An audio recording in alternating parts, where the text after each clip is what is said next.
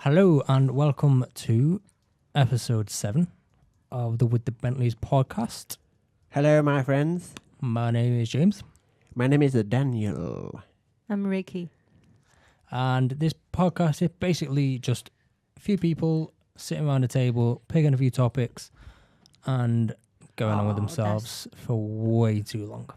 Here you are. Yeah. Well done for arriving. We'll put this at the beginning of the podcast and we'll just say, like, if you clicked on this video to watch about fitness, you need to skip to about 20 minutes in and then you'll find what we clickbaited you for. There you go. Yes. It tends to Way too be long. a bit of a drivel. But carry on we anyway. We pick topics intending to talk about them and then in about 2 minutes just go completely off topic. Yes. I can't keep the topic. Sorry, guys. I do try. It's like people think I don't try, but I do try. But you know, natural conversations tend to swerve off to other subjects. That's what happens. So basically, Isn't you it? say our podcast is natural. It's very natural. It's very el naturel moi. Just thought I'd say that. It's in French, by the way. It's French. Before we get into it, make sure you are subscribed on YouTube. If you're watching this on YouTube, you can also listen to it on audio services like SoundCloud, Spotify and all that stuff. Yes. Leave a comment if you want us to discuss anything in particular. Make sure Yes, you're please. following us on Instagram and all that stuff. With the Or Bentleys. Yes, Let's- please. Just get into it. With the Bentleys. So we're going to Boom. start off in sort of continuing from last time on podcast episode 6 when we were talking about you becoming an adult. I was talking, because you know what? Whoever was watching the last podcast probably didn't get to the end. They probably died before that point. But it was a long one. I'm But surprised if they got through the I'm beginning. Yeah, I'd be surprised. But we're going to continue it in case you kind of missed what I was saying at the end of podcast number 6 and continue on to the beginning of podcast number 7 seamlessly. So you'll never even know that we were gone. It's amazing. So basically, Well, no, It's like we you actually sleep. ended last week's talking about you getting your teeth sorted out. Oh, well, anyway, I got my teeth sorted out, blah, blah, Explosion. blah. Back to me being an adult. Okay. So, what really I've come to an epiphany, and the epiphany is... what is that word? Epiphany, darling. Epiphany. What is that I don't word? know, I said epiphany, darling, and I looked at James. James is your darling. Poor James. I went, epiphany, darling. Looking straight at James If you- awkwardly. Hey, if you're not married, James might be worried. Yeah, well, yeah. Maybe if I'm not here, James will be worried anyway. Like, is Daniel trying to be my boyfriend? Be awkward, that. Right, anyway, moving on.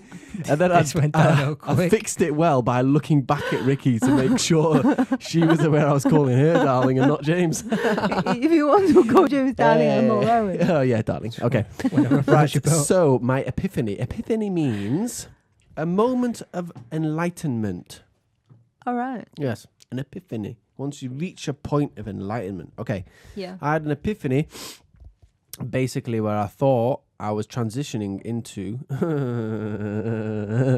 transitioning into an That's funny. adult. Into an adult. I was hitting adulthood. Could you hear about it? Think about this, right? There wouldn't be a thing called adulthood, right? Unless you could achieve it. It's like, Yeah. for example, they've labeled something called gravity, okay? They're not just going to call something gravity unless they believe it exists, right? Yeah. Sorry, don't interrupt me, right?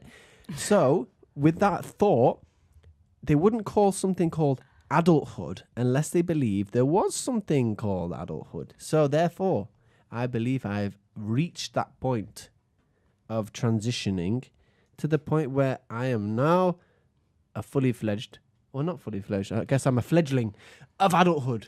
I think maybe, adulthood, they say 18 is because your body fully grown. But I Yeah, I think there's think like you talk about biological reasons Yeah. as to why. In that case, I would have But I been don't think an people adult from are- 13, boys and girls.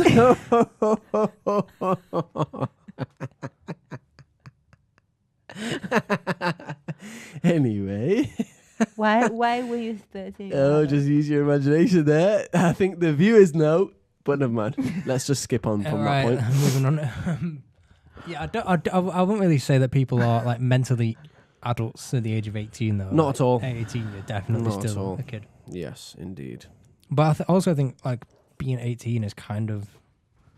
I think partially it's because, like, well, at least in this country, like, because you can drink at 18, isn't it? That's why people are considered adults at that age. But it's different in different countries, isn't it? What's weird is they let you get behind the steering wheel of a car at 17 and then only let you crack open a beer bottle at 18. That doesn't make any sense to me. In reality, they should make it so that the thing that you're driving, which is effectively a moving bullet, in control of you, they should make that age range like further away from 17. It should be like 21 or something to drive. In America, you have to be 16 and you can drive.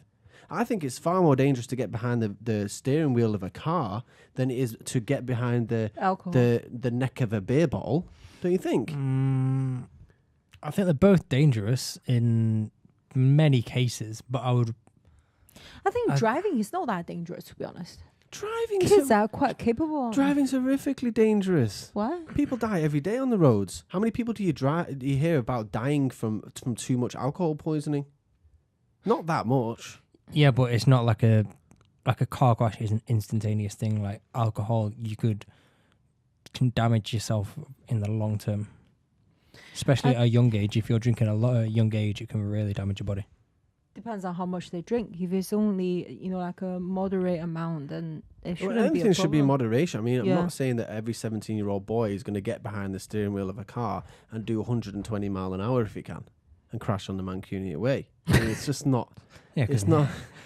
Not everyone is a certain because that's what people don't do that, is But it? it could People don't do happen that. when you 23 as well. I don't know. 20, Maybe it could. 22. Maybe it couldn't in a it could hypothetical happen situation. at any time. Yeah. In a completely hypothetical situation, it could happen. But I'm just saying Which that is 4 years likely, later it of wouldn't you being necessarily. 18. It wouldn't necessarily mean that it's going to happen. I'm just saying that it's more likely that it's more dangerous for you to drive a car than it is for you to drink beer. Maybe, Yeah. you know. Technically, yes. Yeah, do you see what I mean? That's what I'm trying to say. Right. A lot of people have a very high tolerance in alcohol as well. Some people feel do. beer, they wouldn't feel anything. I think let kids drink from about 7. Like in my I've let Jaden drink from 1. In my family, they always give us a little bit of alcohol. There's I nothing think- wrong with it. Yeah, I think Not much, but in certain cases, like letting people drink at a younger age, it can prevent people from, when they get to the age like 18, Yeah. from just going out and just completely Off getting the rail. wasted, and because they've not really, because it's such a new thing and it's sort of a forbidden thing that when they can finally do it, they just go crazy. all out and just Hit the clubs. yeah, exactly that. Well, And whereas then if You hit it the was clubs. from a younger age, like in Europe, people are drinking a lot younger and they drink with family and stuff like that, where drinking is not seen quite as much as a sort of an exciting thing because it's part of their normal life. Definitely. I, however, do think that the age, what is it called? The age... legal age of drinking. Legal age, yeah. The legal age of drinking is okay, to be honest. Maybe you could lower it a bit. But the driving one, I think you should up it, to be honest. 248, I think you should probably up it to about 21, to be fair. 21. Yeah. I think if you are going to drive any time under the age of 21, I think it should be with supervision of an adult, I think with a passenger. Do you know what I mean? I think the genuine adulthood should be 30 years old rather than 18 years old. I'll let you know when I get there. But to be honest, I already think I have achieved adulthood previously to 30 years old, because I've not achieved 30 yet. You're I'm 30 soon anyway. I'm still in my 20s, guys. Still in my 20s. Still fresh, yeah? Don't mess. fresh. I'm still fresh. Don't mess.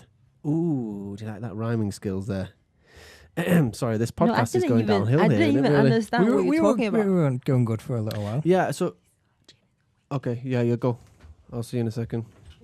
Jaden is awake, so we're just gonna rock it. We're going to carry on, yeah. Yeah, so anyway, me Okay, talking so- about my adulthood thing, right? I have reached adulthood. So I believe now that I'm a stronger, more capable human being. Do you really think that? Do you really think that they should increase the driving age though? I think they should increase driving. Yeah, I think they should. I don't think they should be letting 17-year-olds get behind the wheel of cars. Yeah, I know there are a lot of like young guys that just like want to go out and just speed and do crazy stuff in cars and that, but I don't know whether it's worth taking that ability away from all the sensible people. Well, That if you at a think younger age. 17 is early enough, you should do it at 14. I mean, where have they implemented these numbers from anyway? Yeah, that's true. Yeah, Like how early is early enough and how late is late enough? It's hard to say. But I think like as a general trend, I think there's a lot of 17-year-olds, you know, causing accidents and being dangerous on the road unnecessarily. yeah, definitely. Yeah, but then there's also plenty of people that are in their 20s, 30s, and beyond that are doing similar stuff. Yeah, I know what you mean. Yeah, it's I'd true. be interested to see like how many accidents are caused by people under the age of 20. I'm sure there must be some sort of data around that. Yeah, there probably is some kind of data. I think there are crash statistics according to like insurance companies store all that data online, don't they? Yeah, So I think probably you could pick up some crash statistics of children. I mean, that's why to be a young man in this country and want to get insurance, it's so expensive. It's expensive because they're aware that kids are more likely to crash cars than older people. I think they're more likely to take risks. They're less experienced with driving. Like I said, if you're going to let somebody drive who's below the age of 21, I would suggest that they drive with somebody who's over the age of 21. Yeah. Who has a license. What about when driverless cars start becoming a bit more ubiquitous? That's Do you fine. think that Let anyone drive. what then would the minimum age be though? You could send a 5-year-old Like, to school, couldn't you? Would you trust them with that? Because usually They don't need to do at the anything. moment, like you have to have someone behind the wheel, I think, to be able Yeah. to. I know there are a few In the driverless event- cars knocking about that they're doing testing with and stuff like that. Yeah. But I think you have to have someone there ready to take the wheel. And I think with certain cars, you have to hold onto the wheel like at a certain amount of time. Yeah. Like you can't just like sit back and do nothing after a certain amount of time. It does require your contact on the steering wheel, just to let the car know that you're still in kind of control So you of couldn't it. just like throw your kid in there. Like, would you really want to do that? Like, would you throw Jaden in like in a driverless car and said just like, right, send it home now? Well, I don't know, because like you watched the movie I, Robot Yeah, with Will Smith. Yeah. Quality movie, good movie. I like that movie. it's decent. Yeah, There's scenes in there where it's obviously futuristic and there's driverless cars and they're all hovering down the street, aren't they? yeah, I think if we get to that point, then yeah, most definitely I'd send my kid because all the cars will be trustworthy. But the thing is, all the cars will be controlled. All of them will be driverless. yeah, I think Yeah, one problem that's going to cause, right, is driverless cars versus real drivers. yeah. That's where like It's- human error is the main issue. Yeah. Yeah, I think if you were able to kind of embed them all into a network, then you could mesh them really yeah, well. yeah. And Like you they could have intersections without traffic lights. yeah, because you could just easily avoid each time other. it, Just, yeah. Yeah, just slow down and it'd be like the airplane flat pipes. Sorry, flat. Yeah. Whoa, that was incredible. Did you get that, guys? I did a flat pipe, whatever the hell that is. We've learned a new word today. Whoa. Flat pipe. On that note, let me wet my whistle. Whoa. Yeah. So like playing flight paths. Yeah. Flight paths, that's it. Yeah. But there have been collisions before, like very, very few, but they have happened. Yes. What is that? Even though they're on the flight paths? Yeah. I thought I was going to say it wrong twice then. Yeah, you flat pipes. That's incredible. That is incredible. That deserves a like, guys. Make sure you hit that like button for flat pipes. That's going on Urban Dictionary. Like that. Like it. Hit the notification bell, all that good stuff. Yeah, I think the future with driverless cars is going to be a much better future. I think I think it is going to be good once they really get going. Yeah, it'd be brilliant. Yeah, just very convenient travel. I mean, Yeah. you could be traveling at 200, 300 miles an hour and get to places faster than planes. It'd be brilliant. What do you think about all cars being electric? Good move, as long as we can harness clean energy. Yeah. I think that's a very important thing. If we Yeah. can get a reliable source of clean and a substantial amount, it's going to need to be, refuelable, resourceable. Reusable. Yeah, it's going to have to be reusable. It's going to need to be the kind of fuel that you can get in unlimited amounts. I mean, they were thinking about doing hydrogen for a while, weren't they? Yeah, there's a group in Manchester here that's looking at using hydrogen as an alternative fuel source Really? in a lot of different things. Yeah. I remember on Top Gear ages ago, there was an episode, and James May, the boring one, he went to it was another country, but it was I think it was a Honda or a Toyota, a Japanese car. Yeah. And they were one of the first cars that was like hydrogen fed. But it's kind of like one of those with like the LPG fuel. You don't really see much around, and there's not many filling stations with, supplies. Yeah, that's the thing. of the It's stuff. tough to get these things, like the infrastructure, out there. Yeah, Like, I think get it electric's kicked the off. way. I think electric is the way forward. I know a guy who he's my mother-in-law's. No, sorry, my stepmother's brother. It gets confusing. Sorry, guys. Yeah. Family gets confusing with all the its and in-laws and all this stuff. My stepmother's brother, known him for years, and that guy, he's got an electric car. And he said he travelled up the country with it. I was like, how did he manage to get up the country with an electric car? But apparently he's stopped on the way, along the motorways. They've got these electric charging points. So he's managed to go up the motorway with his...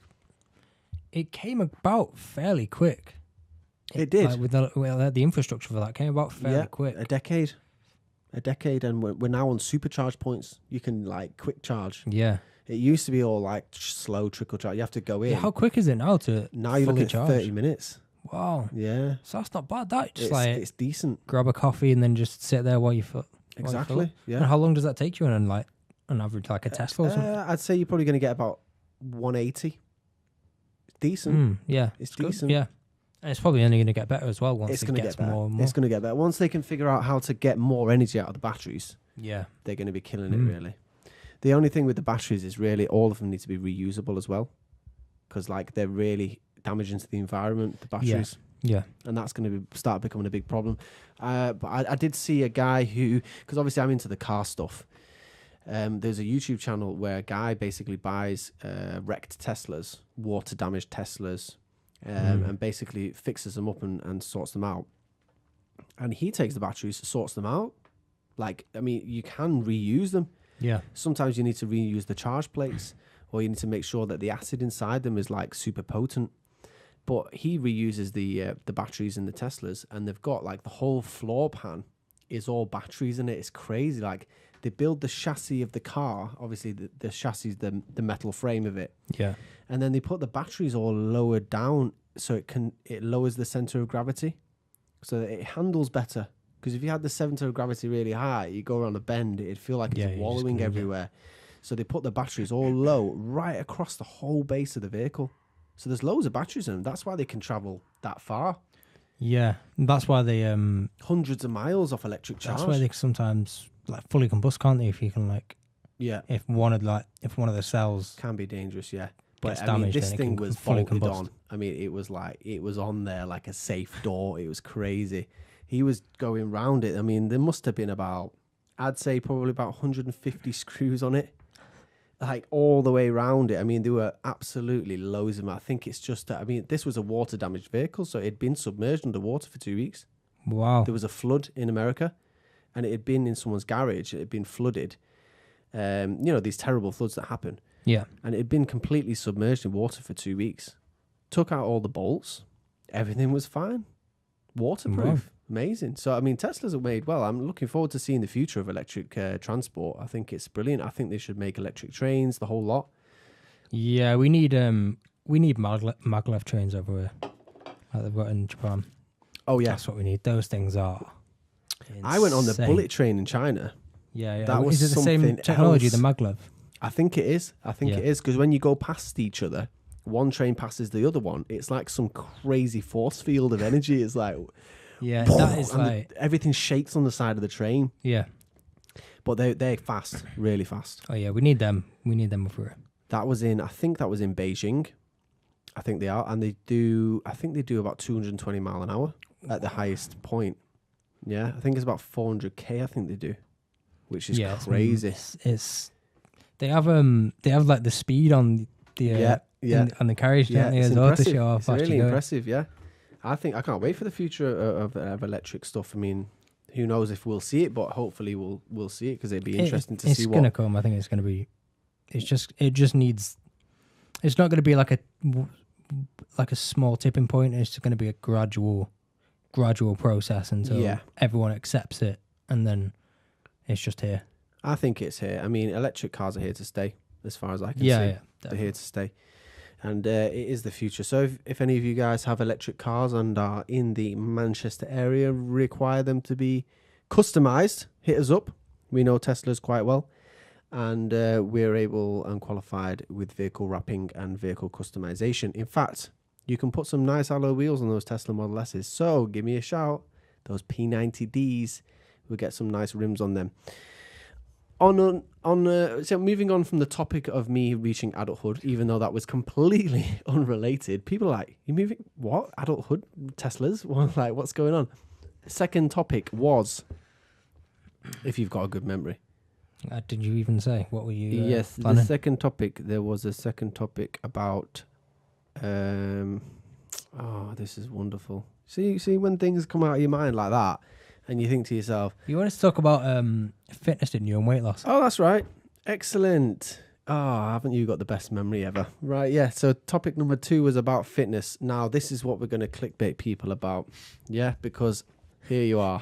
Yeah. Well done for arriving. We'll put this at the beginning of the podcast, and we'll just say, like, if you clicked on this video to watch about fitness, you need to skip to about 20 minutes in, and then you'll find what we clickbaited you for. There you go. Right, so clickbait. Back to it.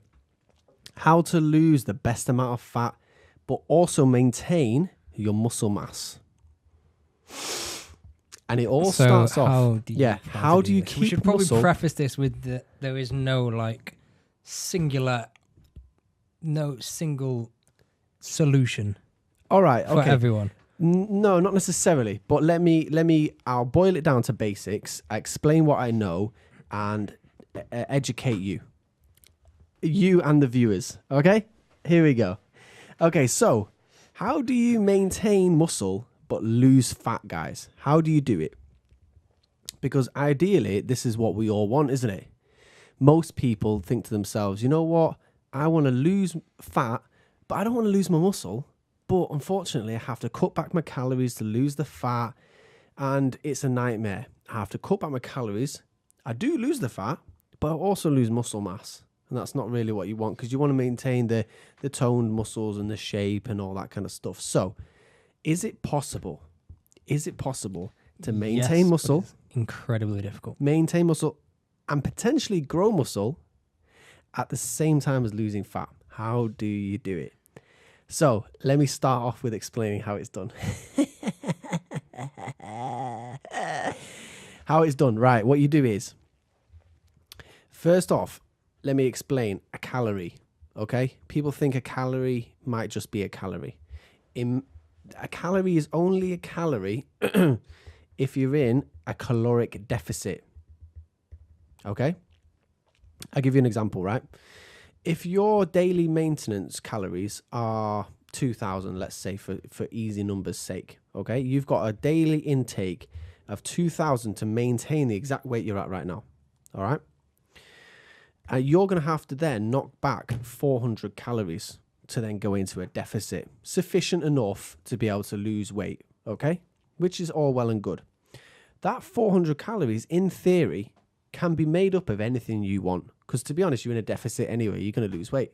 You can pretty much eat Krispy Kreme donuts and pizza and whatever. And there's plenty of people that do that. They eat pizza and they eat this and that. As long as you're below the calories you require, you won't get fat because your body doesn't have enough fuel. So it has to use the fuel you've got, fat, potentially muscle, in order to support yourself to run.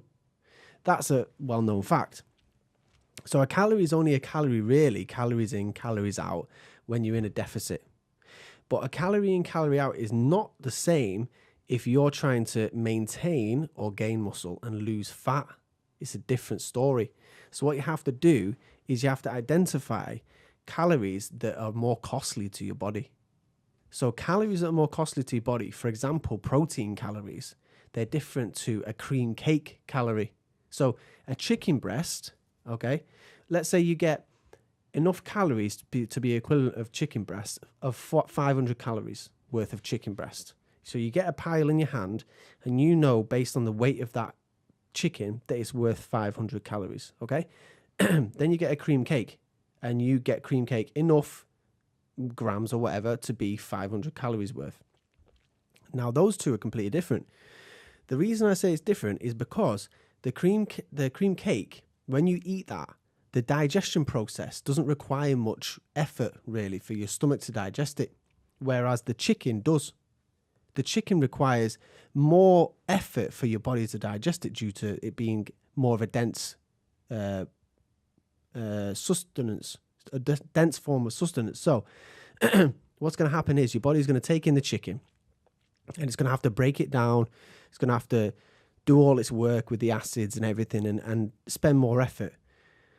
Protein in itself is more of a calorie burning effort. It's more of an intense workout for your body to digest the food.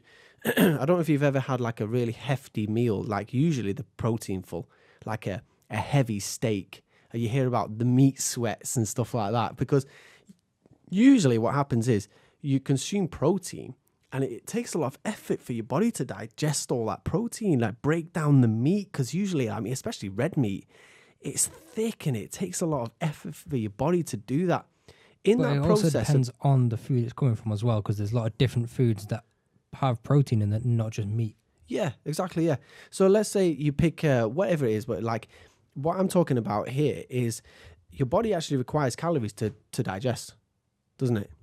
Yeah. Yeah. So it requires... That's why just like starving yourself is not a good thing, because your body needs nutrients to be able to process food and help you burn fat. Yeah, it needs exactly what me and James are saying here, guys, is that your body requires calories in order to actually digest the foods that you're ingesting.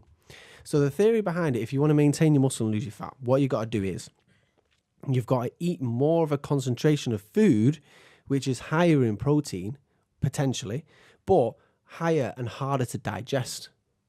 So whole foods, oatmeal, things like that, they're actually harder to digest for your body. And scientists say that you can burn anywhere between 15 and 20% normally just on digestion if you've got a higher protein diet. So let's say your entire calorie intake for the day was made up of these hard to digest foods. You can get it up as high as 40%. So what that means is 40% of the calories you're eating that day, your body has burned those calories just in digestion. So even though you're hitting your calorie intake for the day, let's say it's 2,000 calories, you can get up to 40% of that burned already, just on digestion. Just on the digestion. So digestion includes the mastication in your mouth, the production of saliva and breaking it down. That's the first stage. Then it goes into your stomach, and the whole breakdown process. Some foods can take, especially things like meats and things like that, can take up to like 18 hours to digest. And that whole time it's digesting, it's burning calories, it's raising the right temperatures, it's trying to process everything. All that time it's burning calories. So really, you're taking your 2,000, maybe up to 40% of that is burned just in digestion. Therefore, what does that leave you with? It leaves you with about 1,300. So not only are you hitting your calorie intake, you're getting enough nutrients and everything, proteins for your body to run efficiently, and you're able to burn fat. Boom, there's your clincher. That's it. That's how you do it. You start replacing things in your diet. So instead of having a cream cake worth 500 calories, eat 500 calories worth of harder to digest foods. You substitute out the bad foods with good foods. You've heard this all before, but I'm explaining the science behind it. You replace the bad foods with good foods, harder to digest foods. So instead of having a protein shake worth 800 calories, you have protein chicken worth 800 calories, because then that way, instead of having easy to digest protein, which is no real point because your body's not burning any calories to digest it, you have the meat instead. And the meat is going to take longer to digest. Your body's going to burn more calories doing it. It's called dietary induced thermogenesis. Your body creates a lot of heat as well. Yeah, I'm not a big fan of like the whole like juicing thing and like just drinking juice and like protein shakes and stuff like that. It breaks to try down and all lose that weight. effort to burn those calories. Yeah, well, it's also just it's completely neglecting like the macronutrients that you need and that your body needs. Like the idea of just like completely starving yourself to lose weight, it just doesn't work, because all you need to do, on like a very basic level, if all you want to do is just lose a bit of weight, just work out your maintenance calories, cut that down by about 400 a day. Yep. You'll be all right, and make sure what you are eating is clean. Yep. And is good food, and you'll be all right. Yeah. So that is the major way how people lose weight. They go into a calorie deficit.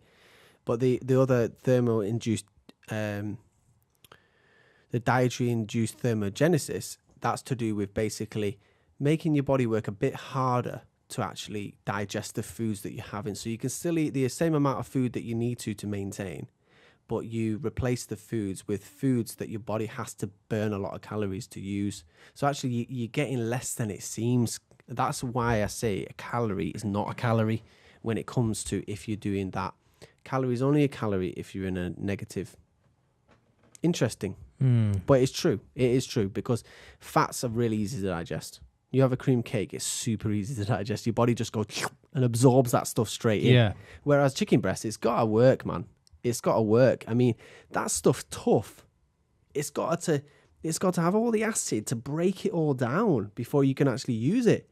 Whereas with the cream, it just melts it off straight away, and bread and things like that.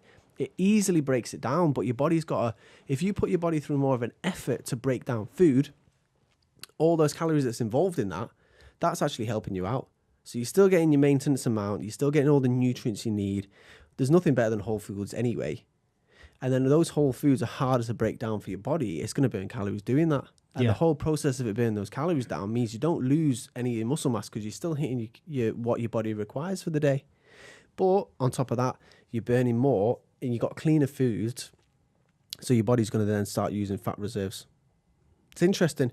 I mean, it comes down to the way our bodies are made anyway, the way our bodies, the makeup of our bodies and the way it's assembled together. We were never designed to go into a calorie deficit. I mean, that is contrary to everything that anyone believes about, whether you believe in evolution or not. The way it comes down to how the body works and the functions of the body, you're never made to go into a calorie deficit. That's against nature. If you think about it, we're designed to be able to, if you think about how, when you eat, the point when you feel satisfied, actually that's enough for your maintenance calories. They're satiated, or whatever you want to say. That at that point of when you feel satisfied from eating enough, that's the point where you know to stop. Right, I can stop now. And actually, if you keep doing that by eating fruit and veg and all those good foods, whole foods, you'll have enough to get your maintenance calories for the day. You're sorted. It's like it's biologically programmed into us. People say it's through millions of years of evolution that we've reached the point where we instinctively know how much we have to require to eat. I mean, personally, I come from a spiritual point of view and the creation standpoint.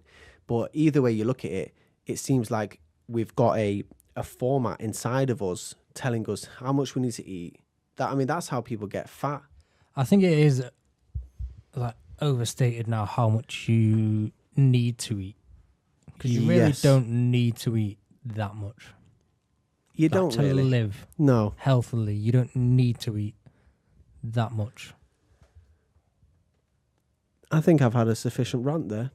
Yeah, I saw a video recently about how people who do like extreme weight loss, like it referenced the that show The Biggest Loser. Okay. And how there was a study about how there was a large portion of people that went on that show and lost an insane amount of weight, ended up either gaining that weight or having massive troubles keeping that weight off for a while, because the way they do it is to just basically just completely like either starve themselves or just like lose the weight so quickly that their metabolism changes and that they can't keep the weight off because their metabolism's changed.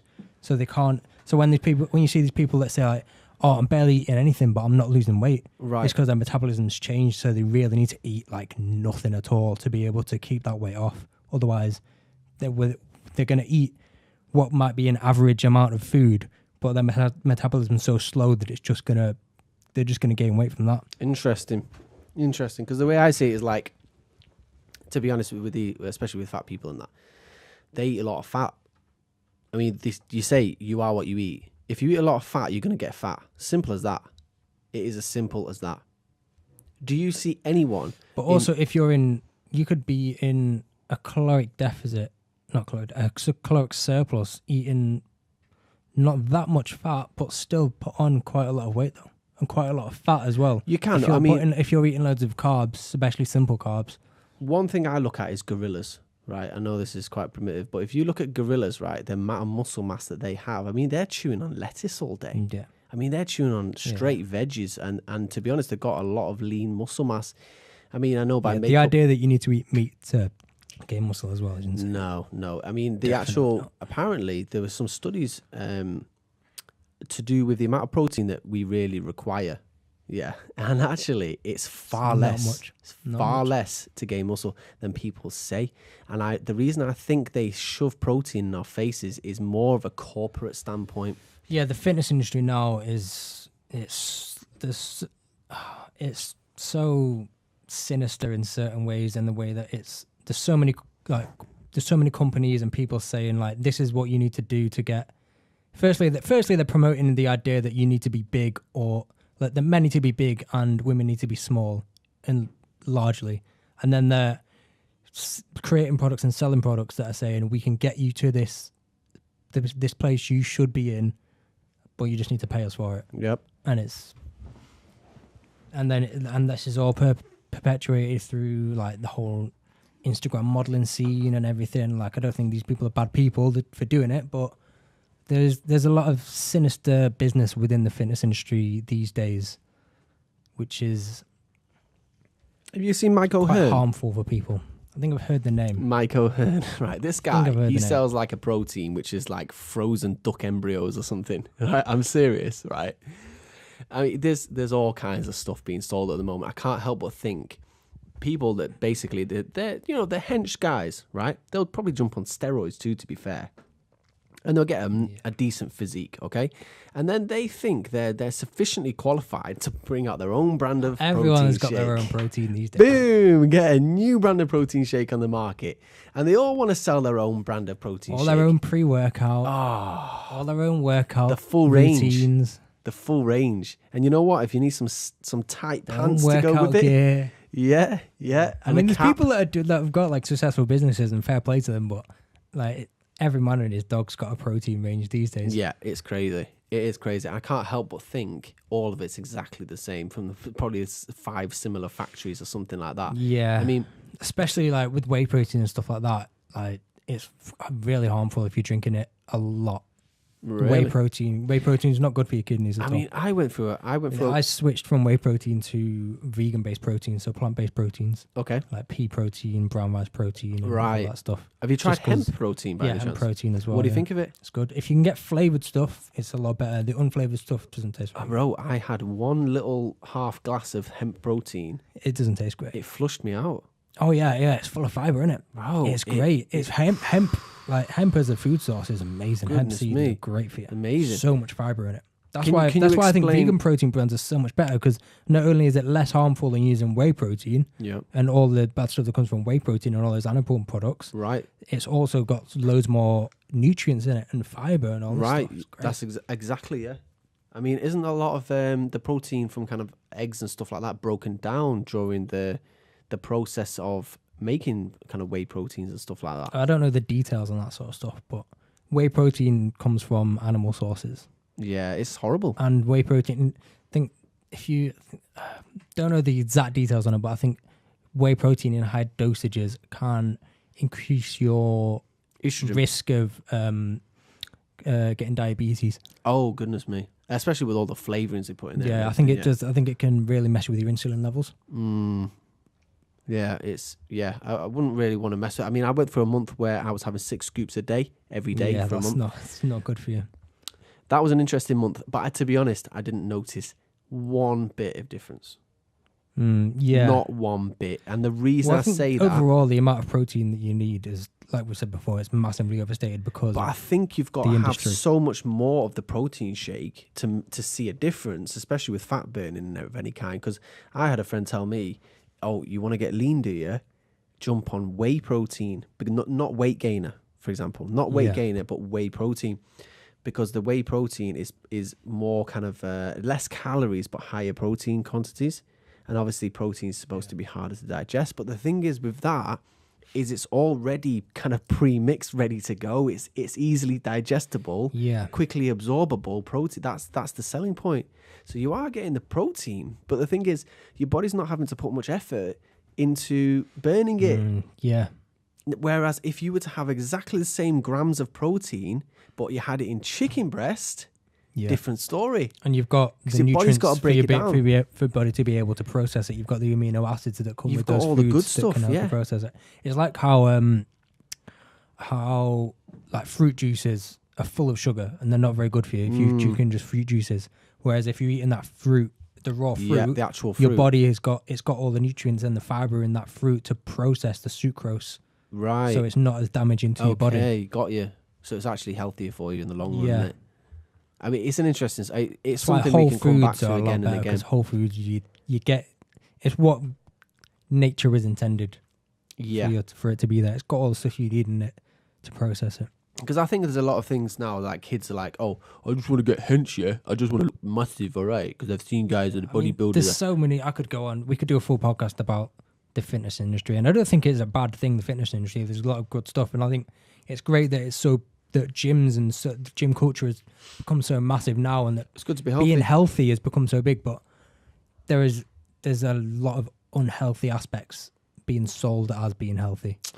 Like doing anything you can just to get huge or to become really skinny, and people being sort of shamed in their own bodies and like feeling like they're not big enough or they're not small enough. Yeah. To the point where they are living unhealthy lives. Definitely. It can be quite deceiving. Especially when you think to yourself, all right, I can go in a calorie deficit of 400 calories, okay? I mean, I watched this video where the guy said on the video, he's literally every day in a deficit. Yeah. Every single day. He's not eating enough calories every single day to run his body effectively. So his body is always on constant starvation mode. And he uses Monster to give himself a pickup because he needs caffeine to keep going. I think you can live in a caloric deficit and not just be like completely out of energy and everything if you're managing it well.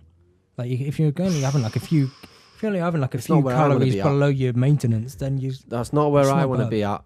That is not where I want to be at. What's your plan then? I don't want to be deficiting at all. I mean, to be honest, like I know because I mean, for example, you're used to eating a lot of calories, aren't you? I mean, I eat a lot of calories, but I went through the last 9 months or so. I went from 96 kilos down to 86 kilos, okay, and back up to 90 now. I lost 10 kilos over a few months, and that was a decent weight loss. People noticed it in me. They were looking at me and they go, "Wow, you look slimmer." Yeah, you know, they noticed it from me. I went down, but I went in a deficit. I wasn't eating that much, and I went in a deficit, and I dropped down. But the thing is, I dropped a lot of muscle mass. I would say I dropped. I felt like I definitely lost muscle anyway. Let's just say that.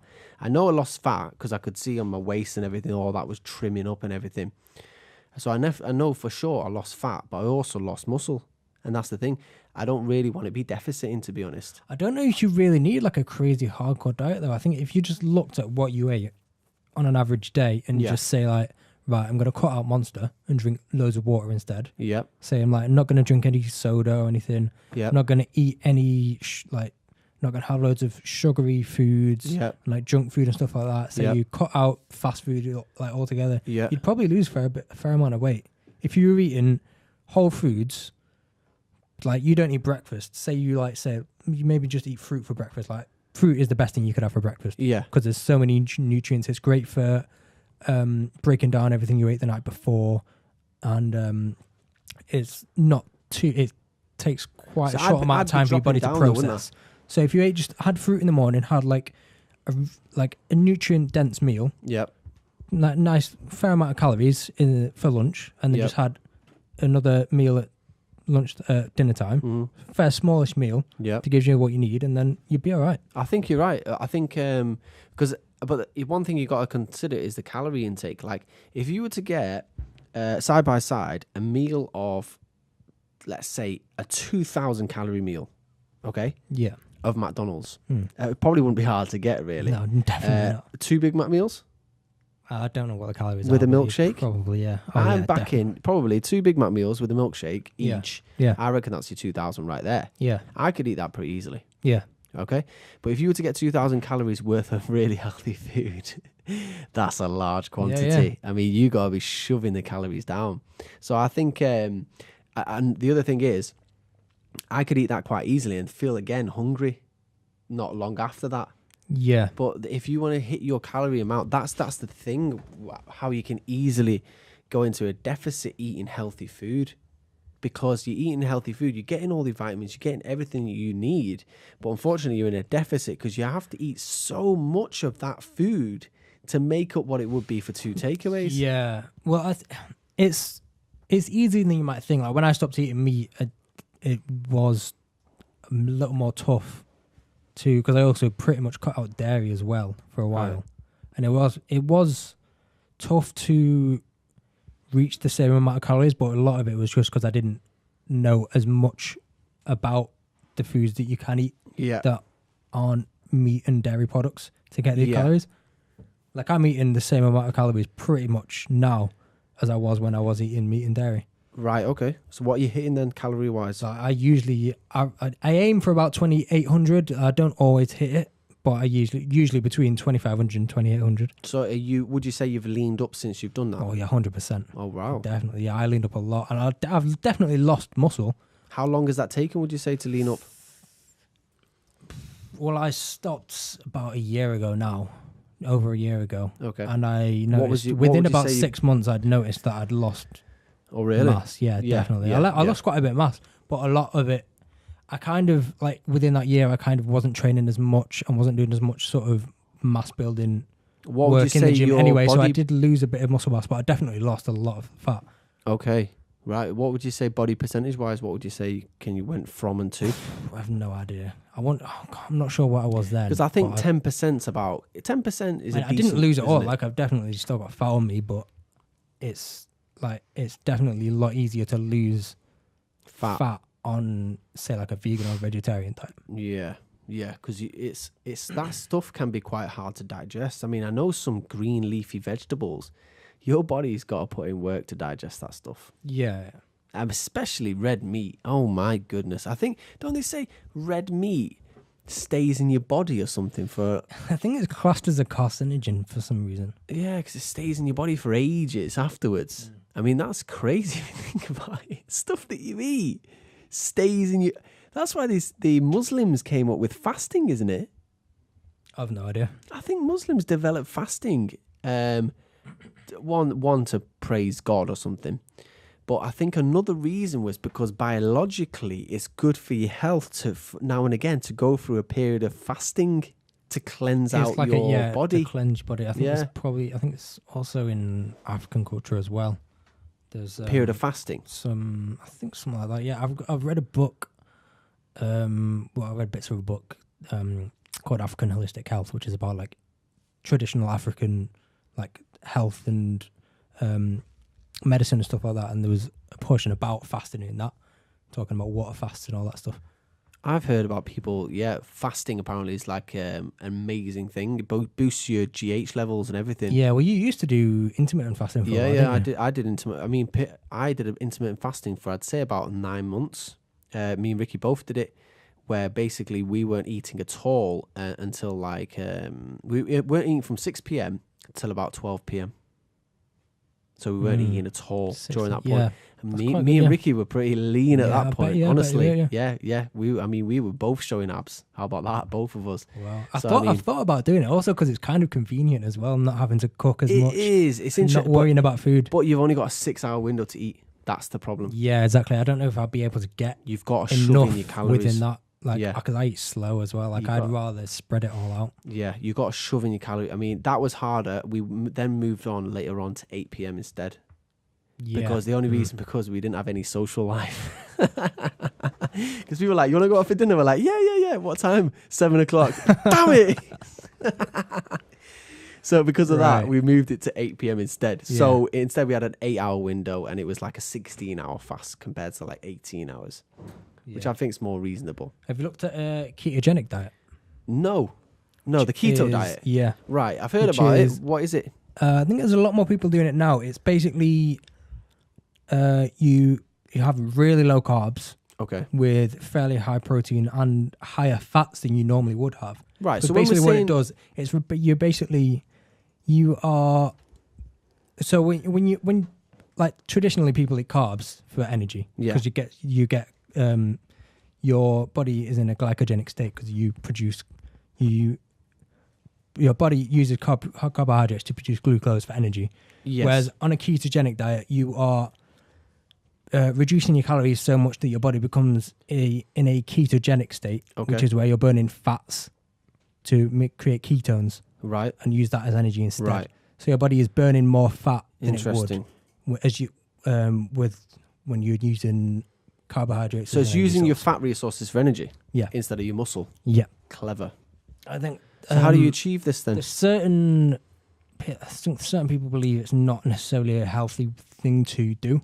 It might not be great for your body, but apparently it is really good for losing fat. I think your body is a very amazing machine. I mean, it's so resourceful that you hear about people getting to the point of death and coming back from it because their body Yeah. was able to recoup itself. You hear about people underwater for 8 minutes and they drowned, but actually then you resuscitate them and they come back to life. Yeah. I mean, there's crazy stories about what the human body is capable of. I mean, I don't think a keto diet, or whatever it is gonna dramatically affect your health. I mean, come on. But people say it's really good. People say it's good for you, but I think saw someone say that it's like you get like quite bad headaches. Like it takes a while because I think it takes like a week or two of eating this way to have your body transition into a ketogenic state. Okay. So it's made like you get headaches and stuff like that, and it's not the best experience whilst you're doing it. But, Right. So how do you achieve it? So you basically just cut your carbs, massively cut your carbs. So does that make you I don't know super what the sensitive to exact carbs? what the exact sort of percentages people go for, but Just it's trying to basically organise my high chair fat- here, guys. Sorry. high fat, high protein, low carb, pretty much. High fat, high protein, low carbs. Interesting. So you will be eating more fats, but your body will be in a ketogenic state, so we'll be burning those fats more. Wow. Boom. There you go, guys. That was an interesting segment. To be honest, we could talk about this for went days. on. We We could went talk on about it that. for days. And it is an interesting We are not thing. experts if you've not already worked out. We are So feel free to correct us fully on anything. yes, we're fully unlicensed here. We're fully unlicensed. University of the Internet. University of Google specialists. Yeah, so we're currently here doing our podcast. Thank you for tuning in. If you hear the occasional little babble in the background, that will be Jaden. You'll see him popping up on the show. Make sure you tune into the show with the Bentleys. We are posting twice a week. On YouTube, just Yeah, search on for With the YouTube. Bentleys, you will find us. Yeah, we have got a limited amount of subscribers, but we hope that at some point either you're tuning in soon or maybe you'll be tuning in later on in the future. And we don't know what kind of count we'll be having then. But we appreciate you guys tuning in. We do like to drivel on, so I don't even know how long that lasted, do you? We're getting close to the hour mark. Goodness About me. 50 minutes. So make sure you're following us on social media, Facebook and Instagram. Just search for With the Bentleys, you'll find us. Yeah. And subscribe on YouTube. Let us know what you think about the dietary induced thermogenesis. If you have listened to it and stuck through it, I think it'll be more for the fans of fitness rather than your average podcaster, because that was quite deep. But if you have got any thoughts on this, or if you've never heard of it before, it is true. It's been scientifically proven. Give a comment down below and tell us what you think of it. It is an interesting, model for kind of fitness and health and that kind of thing, because we're all about having a healthy and fit lifestyle. It benefits for you now and it benefits you for the future. Health now is something that's going to benefit you for when well into your old age. You hear about these people that have done fitness for 40 years and they're at 100 and they're still walking around, or doing a 10k at 90 and stuff like that. I mean, guys, you've got to look after your body and your body will look after you. So with that in mind, thank you for tuning in. Thank you. Make sure you comment if you want us to talk about anything in specific. Yeah, any topics at all, guys, we are open and we're willing to discuss it. It was quite a serious one today. Hope you enjoy the seriousness as we do. We enjoy being serious, but we also are serious about being serious. I think there's a rapper that says serious all the time, isn't there? Serious. Is it Jamie or something like that? No idea. Serious. Serious. This has been Serious. episode 7 of the With the Bentleys podcast. We are out.